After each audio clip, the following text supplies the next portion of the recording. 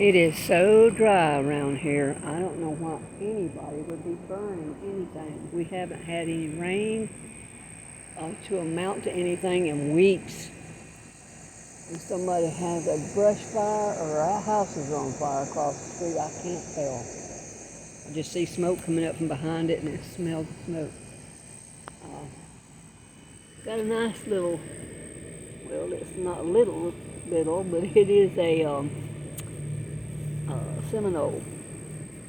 And as soon as that one gets ready, where I can pull it, and it's about there. If you see that tendril right there, it's pretty dry already. See it breaking apart, and the stem's already got woody and hard. I'll probably be taking this off the next day or so, and following the vine and to see if it's got any on it anywhere else. If it hasn't, I think this vine came out of that raised bed there, and I'll be pulling that raised bed out altogether because it's going to be flipped over here where these vines are. I'll probably be taking most of these vines here out. I put that on that feed bag to get it off the ground. I don't know if that was a good idea or not, but it's there. I'm having to water these peppers and these sweet potatoes.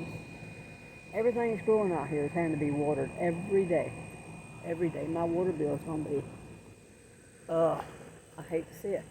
Look at the potatoes that came from the little tiny potatoes that was left in that soil.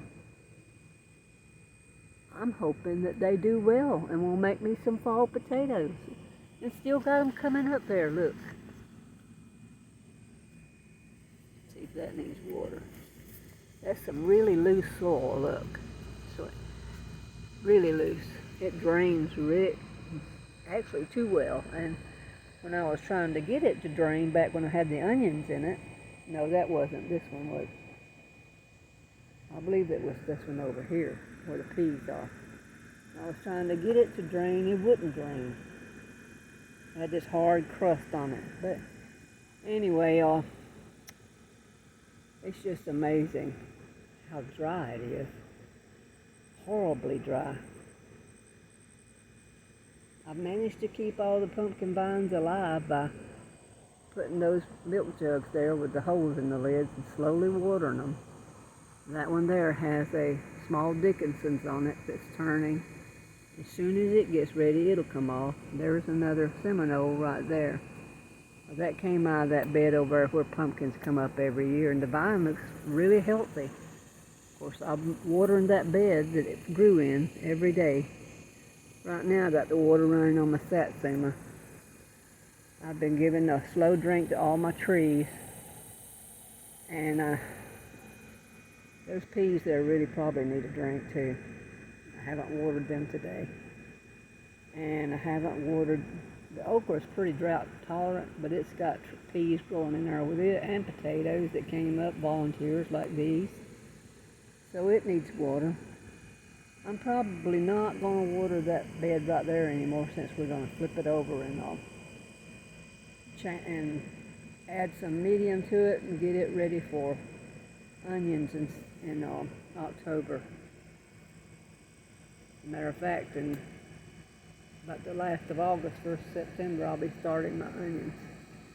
And you probably can't see it from here. I'll draw it. I can draw it up. You can. I don't want to walk all over the place. I get tangled up in these vines.